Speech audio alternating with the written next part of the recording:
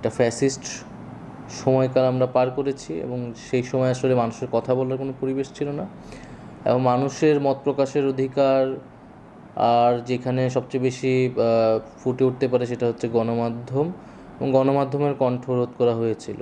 এবং তারই ফলস্বরূপ হচ্ছে আমার দেশের যেহেতু একটি স্পষ্ট রাজনৈতিক অবস্থান ছিল ফ্যাসিজমের বিরুদ্ধে, তাই আমার দেশের উপরে সেই আগ্রাসনটা নেমে এসেছিল, এবং আমার দেশ পত্রিকা এক পর্যায়ে বন্ধ করে দেওয়া হয় সরকারের পক্ষ থেকে। এরকম আরও অনেকগুলো মিডিয়া বন্ধ করে দেওয়া হয়েছিল, এবং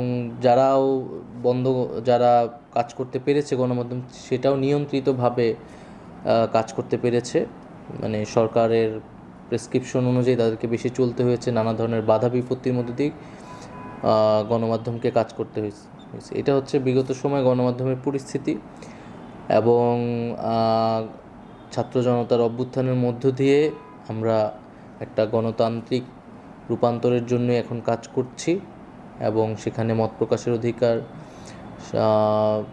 গণমাধ্যমের স্বাধীনতায় আমরা পূর্ণ বিশ্বাসী।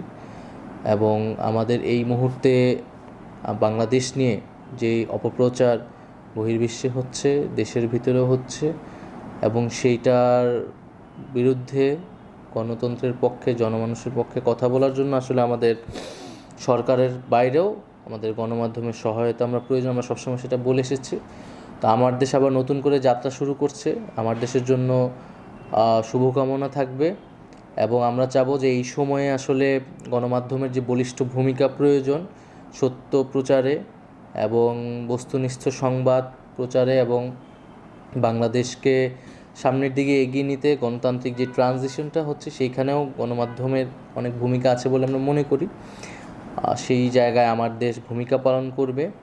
ছাত্র জনতার যে আকাঙ্ক্ষা, শহীদদের যে আকাঙ্ক্ষা, সেই আকাঙ্ক্ষার ভিত্তিতে নতুন বাংলাদেশ গঠনে আমরা আমার দেশের লেখনীতে সেই ভূমিকা দেখতে পাবো, এটাই আমাদের প্রত্যাশা থাকবে।